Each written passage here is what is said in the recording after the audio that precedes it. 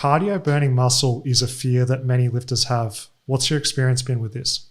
I think that doing like a moderate amount of cardio is completely not counterproductive to muscle growth.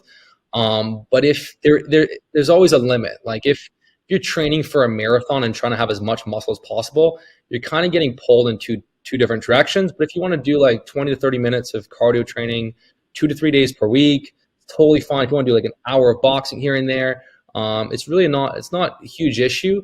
You just have to, like, when you're pushing for the highest level of strength and muscle, you have to be cognizant of recovery. I actually, funny enough, like don't do tons of cardio. But I think that there's a sweet spot that really works and can have some benefits, and then you can take it too far. But do you do a decent amount of cardio? No, like yourself, it's about finding that sweet spot with getting the benefits in terms of the body composition changes relative to what you want. So I'm similar to you. I would only be doing steps really. Like I'm just trying to average around that 8 to 12,000 steps per day. And I know this isn't traditional cardio, but from a body composition maintenance standpoint, I've found that that's been one of the best things for me to maintain my physique.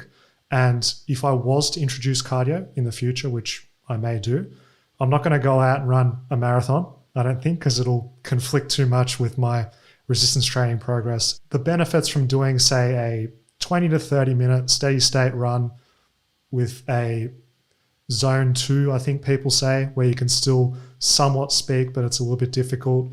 You're staying within your aerobic threshold. You're going to get benefits to your VO2 max, which is going to help your lifting stuff, but it's not going to crush you because it's not too intense. It's not too frequent, and the duration isn't excessive. I feel that on this conversation of sweet spot, combining a step count with a couple days a week of moderate steady state cardio is going to be great if the goal is predominantly physique.